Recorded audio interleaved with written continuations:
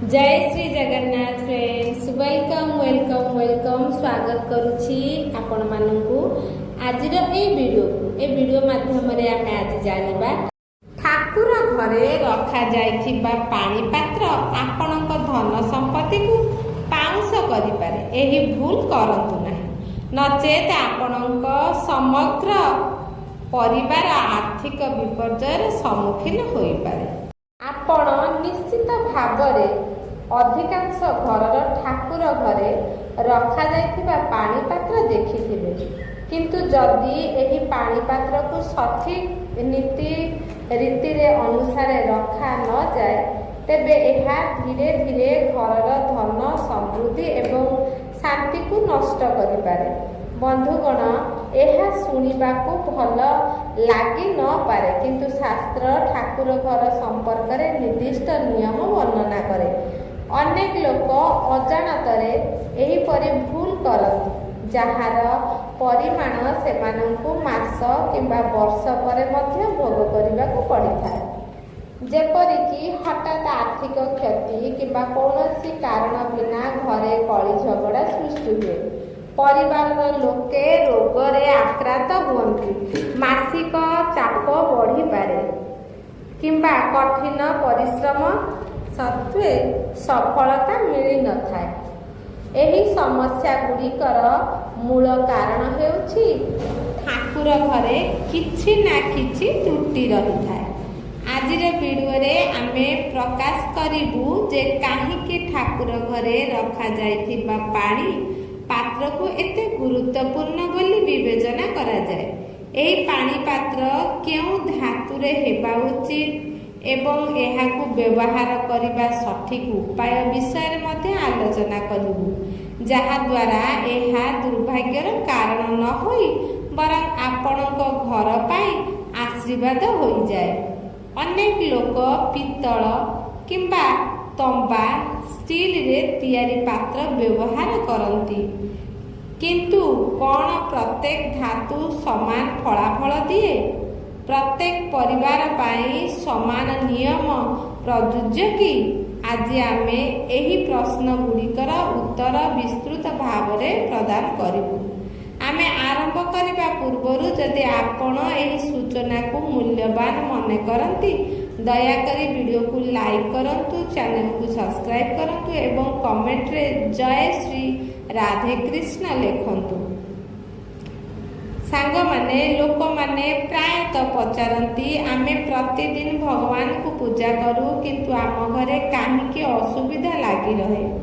पूजा सत्वे काहीकि आम जीवन में सुख एवं शांति आसे नहीं। आज आमे एही प्रश्न गुड़िकर उत्तर देबाकू जाउछु। प्रार्थना घरे रखा जाइथिबा दीपर मध्य बहुत गुरुत्वपूर्ण। आपणक मध्यरु अनेक जानती जे दीपटी तंबा पित्तल स्टील लुहा किंबा माटी रे तैयारी होइथाय। तथापि भूल दीप बाछिबा द्वारा केतक समय रे घरे बड़ समस्या सृष्टि होई पारे। एहा व्यतीत दीपर बत्ती बाछिबा मध्य अत्यंत गुरुत्वपूर्ण बोली विवेचना करा जाए। बत्ती साधारणतः धड़ा सूता, कपड़ा बत्ती किंबा एक साधारण सूता व्यवहार करिबा उचित कि? शास्त्र अनुसार एठारे भूल करिबा द्वारा पितृदोष, ग्रह दोष, कालसर्प दोष एवं घर भीतर को आर्थिक कष्ट मध्य आसी पारे। एहा सहित अनेक लोक आउ एक गुरुत्वपूर्ण प्रश्न पचारती, मुख्य प्रवेश द्वार रे पानी सिंचन करिबा सठिक समय एवं पद्धति कौन? एहा स्नान परे करिबा उचित कि ना एहा बिना स्नान रे करा जाई पारिबो? झाड़ू करिबा पूर्वरु पानी सिंचन करिबा ठीक? महिला माने मध्य प्रायतः पचारती जे मासिक ऋतुस्राव समय रे मुख्य प्रवेश द्वार रे पानी सिंचन करिबा ठीक कि? एवं सेही समय रे दीप जालिबा उपयुक्त कि नाही? एहा जानिबा मध्य जरूरी जे पानी घर आड़कू किंबा बाहर आड़कू सिंचन करा जिबा उचित कि?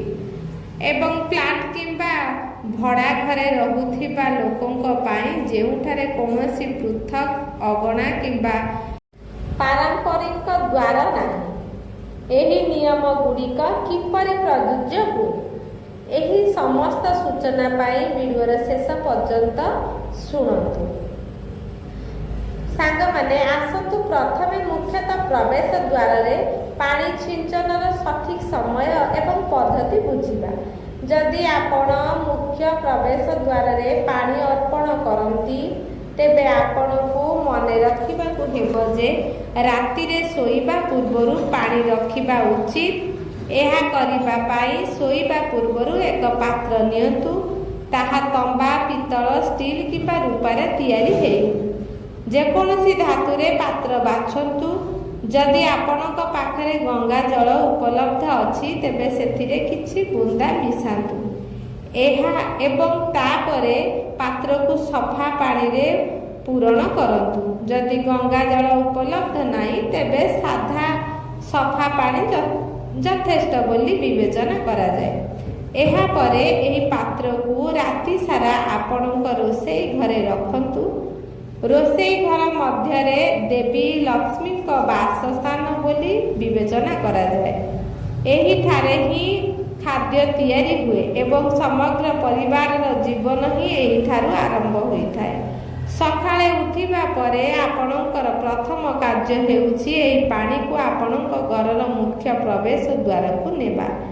ସକାଳେ ପ୍ରଥମ ମୁଖ୍ୟ ପ୍ରବେଶ ଦ୍ୱାରରେ ଛିଞ୍ଚା ଯାଉଥିବା ପାଣି କେବଳ ସାଧାରଣ ପାଣି ନୁହେଁ, ଏହା ଆପଣଙ୍କ ଘରୁ ନକାରାତ୍ମକ ଶକ୍ତିକୁ ଦୂର କରିବାର ଏକ ମାଧ୍ୟମ ହୋଇଯାଏ।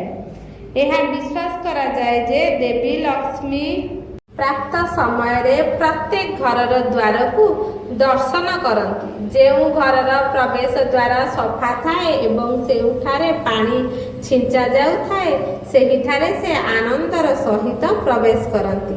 ତେଣୁ ପାଣି ଛିଞ୍ଚିବା ସମୟରେ ଦେବୀ ଲକ୍ଷ୍ମୀଙ୍କ ଧ୍ୟାନ କରନ୍ତୁ ଏବଂ ପ୍ରାର୍ଥନା କରନ୍ତୁ, ହେ ମାତା ଲକ୍ଷ୍ମୀ, ଦୟାକରି ମୋ ଘରେ ପ୍ରବେଶ କରନ୍ତୁ। ମୁଁ ଆପଣଙ୍କୁ ସ୍ୱାଗତ କରୁଛି। ଏହା ସହିତ ଆପଣଙ୍କ ପୂର୍ବପୁରୁଷମାନଙ୍କୁ ମଧ୍ୟ ସ୍ମରଣ କରନ୍ତୁ, କାରଣ ଶାସ୍ତ୍ର ଅନୁସାରେ ଘରର ଦ୍ୱାରବନ୍ଧକୁ ସେମାନଙ୍କର ବାସସ୍ଥାନ ବୋଲି ବିବେଚନା କରାଯାଏ। ଯେତେବେଳେ ଆପଣ ଦ୍ୱାରବନ୍ଧରେ ପାଣି ଛିଞ୍ଚନ୍ତି ପୂର୍ବପୁରୁଷମାନେ ଖୁସି ହୋଇ ଆଶୀର୍ବାଦ ପ୍ରଦାନ କରନ୍ତି। ସାଙ୍ଗମାନେ, ଏଠାରେ ବୁଝିବା ପାଇଁ ଏକ ଗୁରୁତ୍ୱପୂର୍ଣ୍ଣ କଥା ଅଛି। ଏହି କାର୍ଯ୍ୟ ପାଇଁ ସ୍ନାନ ବାଧ୍ୟତାମୂଳକ ନୁହେଁ। ଆପଣ ଶୋଇକି ଉଠିବା ମାତ୍ରେ ସ୍ନାନ ନ କରି ମଧ୍ୟ ଏହି କାର୍ଯ୍ୟ କରିପାରିବେ। ତେଣୁ ଆପଣ ପ୍ରତିଦିନ ସକାଳେ ନିଶ୍ଚିତ ଭାବରେ ଶାନ୍ତ ମନ ଏବଂ ଶ୍ରଦ୍ଧାର ଭାବନା ସହିତ ଏହି କାର୍ଯ୍ୟ କରିବା ଉଚିତ। ଅନେକ ମହିଳା ସକାଳେ ପ୍ରଥମେ ଘର ଝାଡ଼ୁ କରନ୍ତି ଏବଂ ପରେ ପାଣି ଛିଞ୍ଚନ୍ତି, ଯେତେବେଳେ ଅନ୍ୟମାନେ ପ୍ରଥମେ ପାଣି ଛିଞ୍ଚନ୍ତି ଏବଂ ପରେ ଝାଡ଼ୁ କରନ୍ତି। ତେବେ ସଠିକ୍ ପଦ୍ଧତି କ'ଣ? ଶାସ୍ତ୍ର ଅନୁସାରେ ଉଠିବା ପରେ ପ୍ରଥମ କାର୍ଯ୍ୟ ପାଣି ଛିଞ୍ଚିବା ଉଚିତ, ଝାଡ଼ୁ ନୁହେଁ। କାରଣ ଝାଡ଼ୁ କରିବା ଦ୍ୱାରା ଘରର ଶକ୍ତି ବିଚଳିତ ହୁଏ। ଯଦି ପୂର୍ବରୁ ପାଣି ଛିଞ୍ଚା ନ ଯାଏ ତେବେ ସମଗ୍ର ଘରର ନକାରାତ୍ମକ ଶକ୍ତି ବ୍ୟାପିପାରେ। ସେଥିପାଇଁ ଉଠିବା ମାତ୍ରେ ଆପଣ ପ୍ରଥମେ ବିଛଣାରେ ଶୋଇଥିବା ସମୟରେ ଆପଣଙ୍କ ହାତ ପାପୁଲିକୁ ଦେଖିବା ଉଚିତ ଏବଂ ଦେବୀ ଲକ୍ଷ୍ମୀଙ୍କୁ ସ୍ମରଣ କରିବା ଉଚିତ। ଯଦି ଆପଣ ଚାହାନ୍ତି ତେବେ ଆପଣ ଏହି ମନ୍ତ୍ରଟି ନୀରବରେ ମଧ୍ୟ ଜପି ପାରିବେ। କରାଗ୍ରେ ବସତେ ଲକ୍ଷ୍ମୀ, କର ମଧ୍ୟେ ସରସ୍ୱତୀ, କର ମୂଲେ ତୁ ଗୋବିନ୍ଦ, ପ୍ରଭାତେ କର ଦର୍ଶନ। ଏହାପରେ ଆପଣଙ୍କ ହାତ ଯୋଡ଼ି ଭଗବାନଙ୍କୁ ପ୍ରଣାମ କରନ୍ତୁ। ତାପରେ ପୃଥିବୀ ମାତାକୁ ସ୍ପର୍ଶ କରନ୍ତୁ, ତାଙ୍କ କ୍ଷମା ପ୍ରାର୍ଥନା କରନ୍ତୁ। ଧୀରେ ଧୀରେ ଆପଣଙ୍କ ଡାହାଣ ପାଦକୁ ଭୂମିରେ ରଖନ୍ତୁ। ଏବେ ବିଳମ୍ବ ନ କରି ରୋଷେଇ ଘରକୁ ଯାଆନ୍ତୁ। ସେଠାରେ ରାତି ସାରା ରଖାଯାଇଥିବା ପାଣିକୁ ନେଇ ସିଧା ଆପଣଙ୍କ ଘରର ମୁଖ୍ୟ ପ୍ରବେଶ ଦ୍ୱାରରେ ଯାଆନ୍ତୁ। ମୁଖ୍ୟ ଦ୍ୱାର ଖୋଲନ୍ତୁ ଏବଂ ଶ୍ରଦ୍ଧା ଏବଂ ବିଶ୍ୱାସ ସହିତ ସେହି ପାଣି ଛିଞ୍ଚନ୍ତୁ। ଏହା କରିବା ପରେ ହିଁ ଆପଣ ଝାଡ଼ୁ କରିବା, ସଫା କରିବା, ସ୍ନାନ କରିବା ଏବଂ ଆପଣଙ୍କର ଦୈନନ୍ଦିନ କାର୍ଯ୍ୟ ଆରମ୍ଭ କରିବା ପାଇଁ ଭିତରକୁ ଆସିବା ଉଚିତ। ଅନେକ ଲୋକ ଏହା ମଧ୍ୟ ପଚାରନ୍ତି ଯେ ପାଣି ଛିଞ୍ଚନ କରିବା ପରେ ମୁଖ୍ୟ ଦ୍ୱାରା ଧୋଇ ହେବ କି ନାହିଁ? ଉତ୍ତର ହଁ, ଆପଣ ପ୍ରଥମେ ସେହି ପାଣି ଛିଞ୍ଚି କରିପାରିବେ ଏବଂ ତାପରେ ସାଧାରଣ ପାଣିରେ ମୁଖ୍ୟ ଦ୍ୱାର ସଫା କରିପାରିବେ। ଏହିପରି କରିବାରେ କୌଣସି କ୍ଷତି କିମ୍ବା ବାସ୍ତୁ ଦୋଷ ନାହିଁ। ବିଶେଷ କରି ଫ୍ଲାଟ୍ କିମ୍ବା ଭଡ଼ା ଘରେ ରହୁଥିବା ଲୋକମାନଙ୍କ ଠାରୁ ଆଉ ଏକ ସାଧାରଣ ପ୍ରଶ୍ନ ଉଠେ, ଆମର ନା କୌଣସି ଅଗଣା ଅଛି ନା ସ୍ପଷ୍ଟ ଭାବରେ ଦେଖାଯାଉଥିବା ପାରମ୍ପରିକ ଦ୍ୱାରବନ୍ଧ, ତେଣୁ ଆମେ କେଉଁଠାରେ ପାଣି ଛିଞ୍ଚନ କରିବା ଏବଂ ଦୀପ ଜଳାଇବା? ଉତ୍ତରଟି ବହୁତ ସରଳ। ଆପଣଙ୍କ ନାମ କିମ୍ବା ନାମଫଳକ ଥିବା ଦ୍ୱାରକୁ ଆପଣଙ୍କର ମୁଖ୍ୟ ପ୍ରବେଶ ପଥ ଭାବରେ ବିବେଚନା କରାଯାଏ। ତାହା ଫ୍ଲାଟର ଦ୍ୱାର ହେଉ କିମ୍ବା ଗୋଟିଏ କୋଠରୀର ଦ୍ୱାର, ଆପଣଙ୍କୁ ସେହି ପ୍ରବେଶ ପଥ ଉପରେ ପାଣି ଛିଞ୍ଚନ ଏବଂ ଦୀପ ଜଳାଇବା ଉଚିତ। ଏହା ସହିତ ମହିଳାମାନେ ପ୍ରାତଃ ପଚାରନ୍ତି ଯେ ମାସିକ ଋତୁସ୍ରାବ ସମୟରେ ପାଣି ଛିଞ୍ଚନ ଏବଂ ଦୀପ ଜାଳିବା ଉଚିତ କି ନାହିଁ, କାରଣ ସାମାଜିକ ମାନଦଣ୍ଡ ଯୋଗୁଁ ଅନେକ ଲୋକ ସନ୍ଦେହ କରନ୍ତି। କେତେକ ମଧ୍ୟରେ ଏହିପରି ସମସ୍ତ ଅଭ୍ୟାସ ବନ୍ଦ କରନ୍ତି।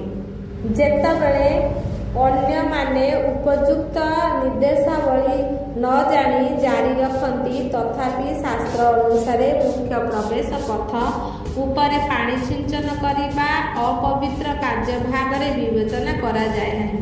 ତେଣୁ ଆପଣ ଋତୁସ୍ରାବ ସମୟରେ ମୁଖ୍ୟ ଦ୍ୱାର ପ୍ରବେଶ ପଥ ଉପରେ ପାଣି ଛିଞ୍ଚନ କରିପାରିବେ। ଏହିପରି କରିବାରେ କୌଣସି ଆଧ୍ୟାତ୍ମିକ ଦୋଷ ନାହିଁ।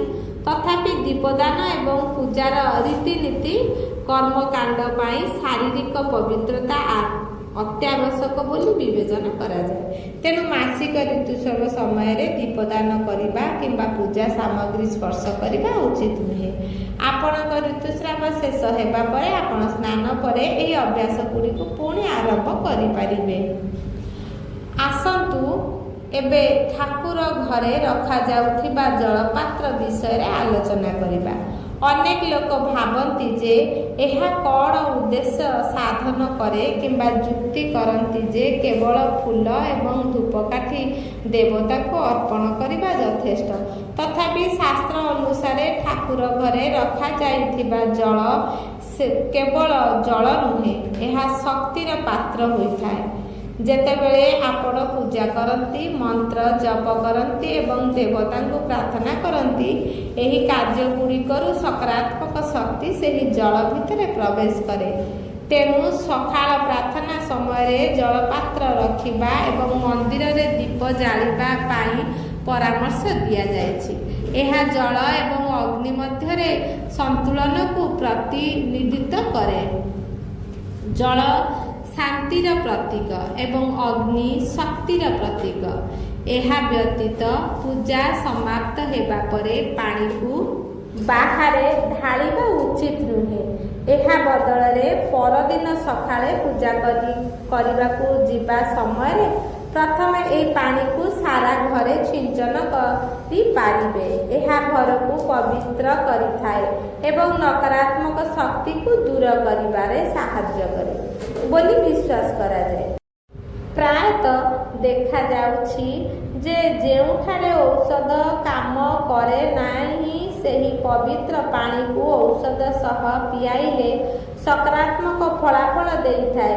ଯଦି ଘରେ କେହି ଅସୁସ୍ଥ ଅଛନ୍ତି, ତେବେ ସେମାନଙ୍କୁ ଔଷଧ ସହିତ ଏହି ପାଣିର କିଛି ପରିମାଣ ଦିଆଯାଇପାରିବ। ଏହା ଔଷଧର ପ୍ରଭାବକୁ ତ୍ୱରାନ୍ୱିତ କରେ ବୋଲି ବିଶ୍ୱାସ କରାଯାଏ।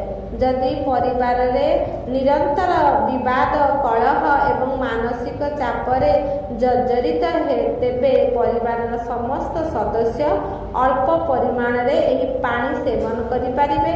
ଧୀରେ ଧୀରେ ଏହା ମନର ଶାନ୍ତି ବଢ଼ାଏ ଏବଂ ଘରେ ଏକ ସକାରାତ୍ମକ ପରିବେଶ ସୃଷ୍ଟି କରେ। ବ୍ୟବସାୟ ସହିତ ଜଡ଼ିତ ଲୋକମାନେ ଏହି ପାଣିକୁ ସେମାନଙ୍କ ଦୋକାନ କିମ୍ବା ଚାକିରି କରୁଥିବା ବ୍ୟକ୍ତି ଅଫିସରେ ସିଞ୍ଚନ କରିବେ। ଏହା କରିବା ଦ୍ୱାରା ଧୀରେ ଧୀରେ ଆପଣଙ୍କ ପ୍ରୟାସରେ ବାଧା ହ୍ରାସ ପାଇଥାଏ ଏବଂ ଏକ ଶୁଭ ପରିବେଶ ସୃଷ୍ଟି ହୁଏ। ସାଙ୍ଗମାନେ, ଅନେକ ଲୋକ ଏହା ମଧ୍ୟ ପଚାରନ୍ତି ଯେ ଯଦି ଠାକୁର ଘରେ ରଖାଯାଇଥିବା ପାଣି ଖୋଲା ଥିବାରୁ କୀଟପତଙ୍ଗ ସେଥିରେ ପଡ଼ିଯାଇଥାନ୍ତି, ତେବେ କ'ଣ କରିବା ଉଚିତ? ଏହାର ଏକ ସରଳ ସମାଧାନ ଅଛି। ଯେତେବେଳେ ଆପଣ ଆପଣଙ୍କର ପୂଜା ସମାପ୍ତ କରନ୍ତି, ସେତେବେଳେ ଏକ ଛୋଟ ଥାଳି କିମ୍ବା ପାତ୍ରରେ ପାଣିକୁ ଘୋଡ଼ାଇ ଦିଅନ୍ତୁ। ଏହା ପାଣିକୁ ସୁରକ୍ଷିତ ଏବଂ ପବିତ୍ର ରଖେ।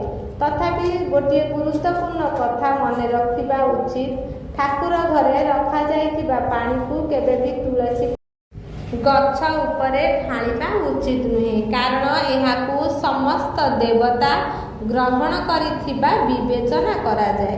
ତେଣୁ ଏହାକୁ ସିଧାସଳଖ ତୁଳସୀ ଗଛରେ ଅର୍ପଣ କରିବା ଉପଯୁକ୍ତ ନୁହେଁ। ଯଦି ଆପଣଙ୍କ ଠାକୁରର ଘରେ ଲଡ଼ୁ ଗୋପାଳ କିମ୍ବା ରାଧାକୃଷ୍ଣଙ୍କର ମୂର୍ତ୍ତି ଅଛି ଏବଂ ଆପଣ ସେମାନଙ୍କ ପାଇଁ ବିଶେଷ ଭାବରେ ଜଳ ଅର୍ପଣ କରିଛନ୍ତି, ତେବେ ସେହି ପାଣି ପରଦିନ ସକାଳେ ତୁଳସୀ ଗଛ ଉପରେ ଢାଳି ପାରିବେ। ଶାସ୍ତ୍ରରେ କୁହାଯାଇଛି ଯେ ଯେଉଁ ପରିବାର ଗୁଡ଼ିକ ନିୟମିତ ଭାବରେ ନିଜ ଘରର ଠାକୁର ଘରେ ପାଣି ପାତ୍ର ରଖନ୍ତି ନାହିଁ, ସେମାନେ ଧୀରେ ଧୀରେ ଆର୍ଥିକ କଷ୍ଟ, ମାନସିକ ଚିନ୍ତା ଏବଂ ଅନ୍ୟାନ୍ୟ ବିଭିନ୍ନ ସମସ୍ୟାର ସମ୍ମୁଖୀନ ହୁଅନ୍ତି। ତେଣୁ ପ୍ରତିଦିନ ଠାକୁରର ଘରେ ପାଣି ପାତ୍ର ରଖିବା ଅତ୍ୟାବଶ୍ୟକ ବୋଲି ବିବେଚନା କରାଯାଏ। ଆସନ୍ତୁ ଏବେ ଘର ଭିତରେ ଏବଂ ବାହାରେ ଦୀପ ଜାଳିବା ମହତ୍ତ୍ୱ ବିଷୟରେ ଆଲୋଚନା କରିବା। ଅନେକ ଲୋକ ବିଶ୍ୱାସ କରନ୍ତି ଯେ ପୂଜା ସମୟରେ ଦୀପ ଜାଳିବା କେବଳ ଏକ ପରମ୍ପରା। ତଥାପି ହିନ୍ଦୁ ଧର୍ମରେ ଏହି କାର୍ଯ୍ୟର ଗଭୀର ଆଧ୍ୟାତ୍ମିକ ଗୁରୁତ୍ୱ ରହିଛି। ଘରେ ଦୀପ ଜାଳିବା କେବଳ ଭୌତିକ ଅନ୍ଧକାର ଦୂର କରିବା ଅପେକ୍ଷା ଅଧିକ କିଛି କରେ। ଏହା ମନ ଏବଂ ପରିବେଶ ଉଭୟରୁ ନକାରାତ୍ମକତା ଦୂର କରିବାର ପ୍ରତୀକ। ଏକ ଜଳୁଥିବା ଦୀପ ସକାରାତ୍ମକ ଶକ୍ତିର ପ୍ରଭାବକୁ ପ୍ରୋତ୍ସାହିତ କରେ ଏବଂ ଯେଉଁଠାରେ ସକାରାତ୍ମକ ଶକ୍ତି ବାସ କରେ ସେଠାରେ ଈଶ୍ୱର ବାସ କରନ୍ତି ବୋଲି ବିଶ୍ୱାସ କରାଯାଏ। ଏହା ବ୍ୟତୀତ ଶାସ୍ତ୍ରରେ ଉଲ୍ଲେଖ ଅଛି ଯେ ଘର ବାହାରେ ଦୀପ ଜାଳିବା ଦ୍ୱାରା ଅନେକ ଶୁଭ ଲାଭ ମିଳିଥାଏ।